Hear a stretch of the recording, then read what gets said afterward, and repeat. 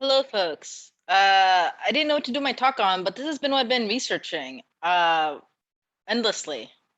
I've been around the web since the 90s. I've been part of Web 1.0, 2.0, 3.0. I am still not an internet millionaire. And this is why I've been researching this, because I'm like, can I become an internet millionaire? DAO seems to be the buzzword of the last few months. So we're going to go over what it is. Is it a scam?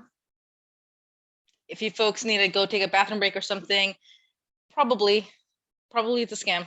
But we're gonna go through why I think maybe it's not for me. It might be for you though. All right, so first we need a glossary because this whole crypto world they really like their buzzwords. Blockchain is a transaction history, which is the copies are kept over multiple databases. This is every time you hear the word decentralized, this is what they mean. They've just copies of the same files over and over again. That's the whole decentralized process of it. Bitcoin and probably every other coin, some version of it, they have limited coins. There's one way that you can make new coins, which involves a client part of your database yelling out a number, seeing if they pick the right one. It really is that random. They try to throw more words and do white papers, but that's really what's going on when you're mining for coins. NFT is the one that made a big news about a year ago. And NFT is a record, it's a certificate, it's a little piece of paper that you own a star. It's a little piece of paper that you own little land in Ireland, so you're a lord or a lady now. That's what an NFT is. It's a piece of paper. It has nothing to do with the actual thing, right? Like you don't actually own a star. You didn't name it. No one recognizes that name. It's just your little piece of paper. A smart contract is a little piece of paper that certifies that an automated action has occurred. So when you're thinking of automated actions, think of like any Zapier integration or an if this, then that sort of integration. So anything that can be automated, not specifically using those tools, but any sort of thing that can be automated with an API, you can get a little certificate that says that this action occurred. The level of verification, whether this action occurred, depends on who wrote the smart contract. You should probably realize why my final result on DAOs is that they're probably a scam, just from this glossary list. This is my opinions only, clearly.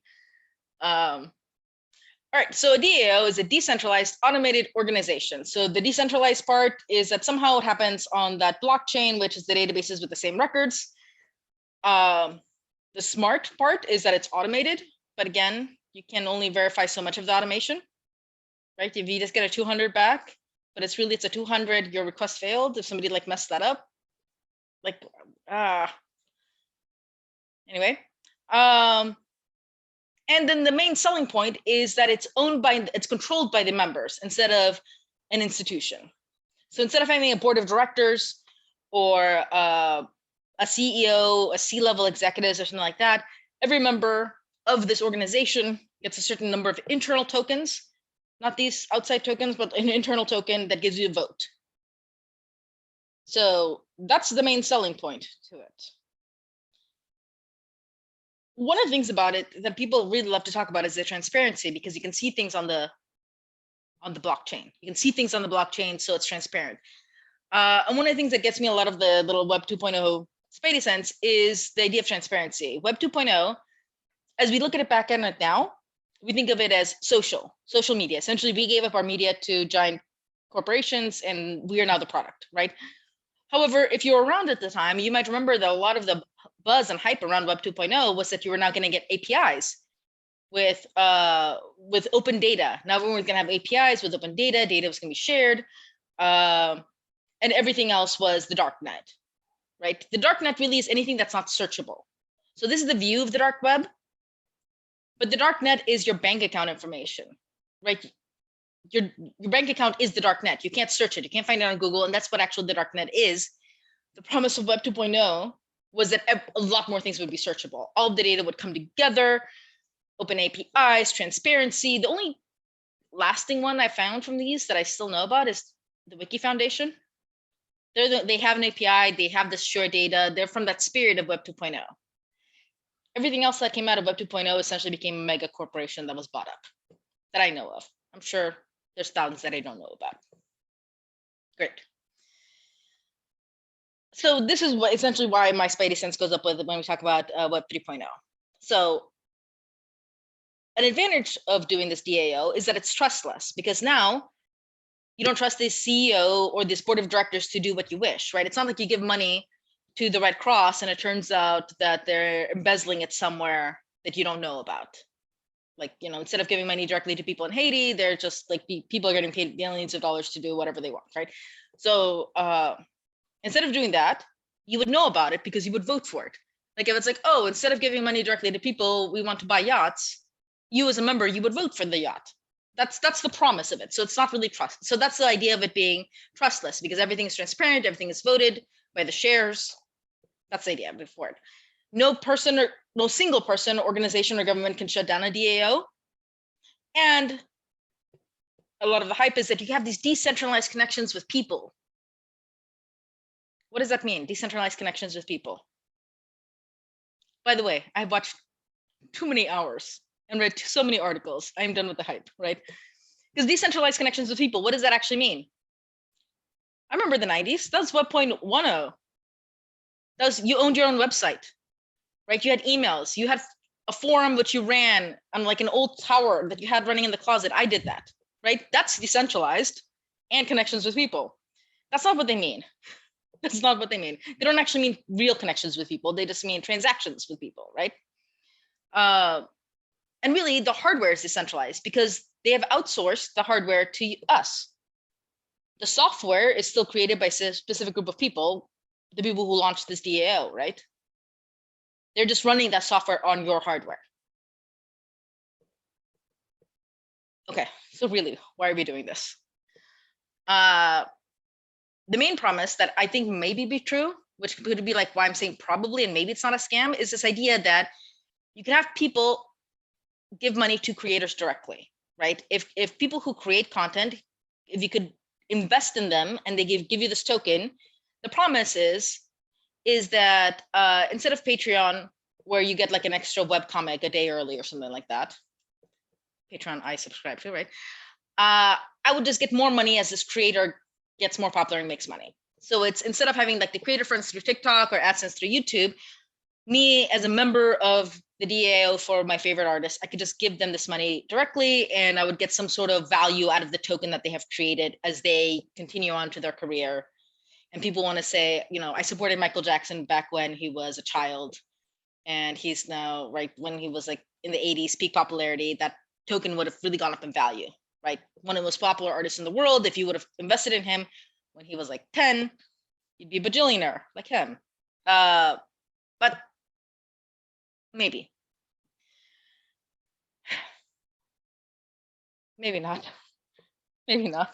Okay, the more I look into how these DAOs are actually made, the main reason I have found for DAOs is that they are a way to increase demand for Ethereum, which is the specific coin that a lot of these are built on. You can build it on any Bitcoin blockchain type thing. Ethereum seems to be the most popular one. There's gas fees. So every time you create or transfer in and out of one of these coins, you have to pay a fee to like the network for doing this.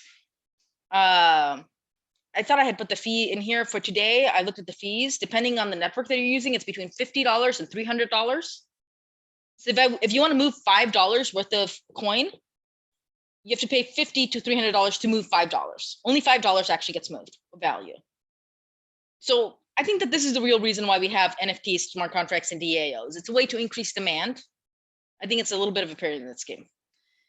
And yeah, and the makers of the DAOs, the promoters, marketers, because the people who make it can profit in it in several ways, which we're going to go over in a minute and a half. So how do you create a DAO? We're actually going to skip over this because I am running out of time. The final result should be that you have a benevolent organization and that the internal token rises as your organization meets its goal, does all the beautiful things, right? Everyone gets paid. Like, this is the promise of the DAO, why people are so into it. Everyone gets money. However, internal tokens can also crater in value, which is something a lot of people don't talk about. Projects can start and die off. That is actually the best case scenario. If you put $1,000 in a DAO and it just sort of loses interest and that internal coin just loses value, that's actually like the best way to lose your money in this, because every other way means you just got scammed, So the whole trustless part, these are just smart contracts which are being executed. When you start a new DAO, you can just say, you can't cash out your money. That can just be one of the rules of the DAO that the makers created. You just can't cash out. Another one is that, okay, so you can transfer it to other members, but you can't ever sell it for actual money or to a different network. Or you can make a transaction, but you just lose value. They just burn part of it. This is, by the way, this is a selling feature because it'll lower the demand or lower the supply and increase the demand. Another version of this is a rebase where you just lose 99% of the value, but the makers keep the rest of the value of the ones that you put in. These are the real things that have been put into smart contracts. Another way your maker can take your money is that when you transfer your money, you, on top of the gas fees, you also just lose part of your coin and it goes directly to the creator of the DAO. You can have a rule which automatically transfers money out of your own personal wallet outside of the coins you've invested. When we talk about a smart contract, it can mean anything. This is the promise of a DAO. It's transparency, right? This is it. You have the receipts. Now my question to you, do you read the receipts? When was the last time you read a terms of service? Really? Seriously? I was bugging my cousin. She was going to get a COVID test and she wanted to read the terms of service. She's from Germany, so I don't think they have terms of service. They just get free COVID tests.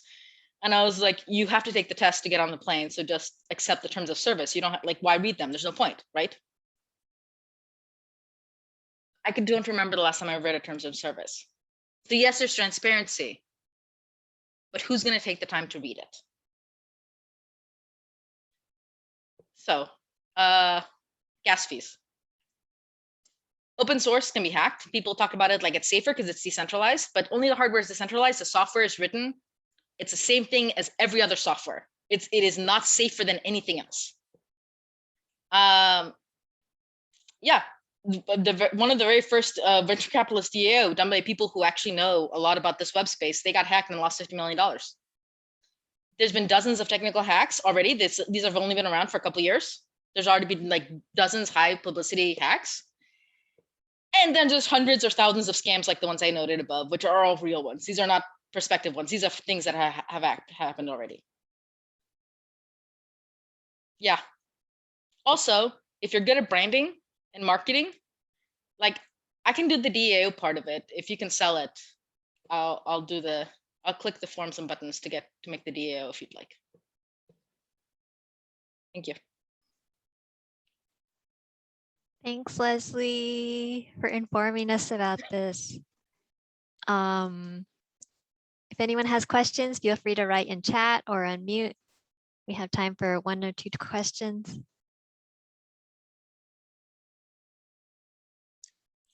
Do you think most people who have gotten involved have researched to the level that you have? I think most people who've gotten involved have invested money. I think the enthusiasm around a specific coin or project is directly proportional to how much money they have invested in it. I did mine some Bitcoin back in 2010. At the time, I was also having my computer look for extraterrestrial life through the Arecibo telescope and trying to fold proteins through a Berkeley project to like cure cancer. And so at some point I had this and I spent a decade trying to figure out why this was worth anything.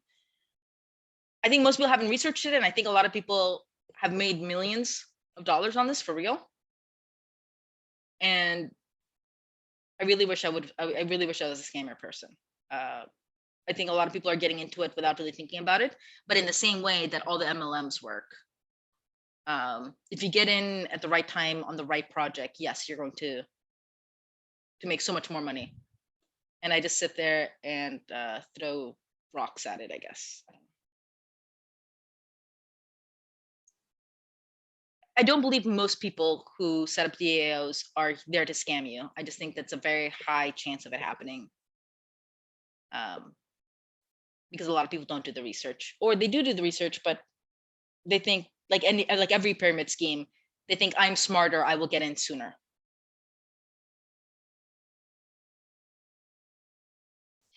Shweta says, this is super cool. Never went in so much depth of it. Horuz says, great, thanks Leslie for the info and heads up about the scamming. Medina says super informative. Thanks, Leslie. And a couple other comments about how that was very in depth and thanks for making us aware of this. I saw a tweet today that was compared something like this to like Mary Kay, or it was like Bitcoin or something, comparing cryptocurrency to Mary Kay. Yeah, the more people you talk in afterwards, the more value it has.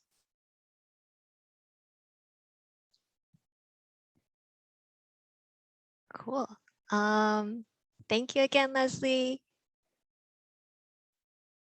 Next up, we have Martha, and I'll be pausing the recording for this. Hello, everyone. So are you aware of the fact that this little device in my hand gives you more communication power than President Kennedy had? And that was only 55 years ago. And that shows the technology is giving us whole new world with a whole new opportunity.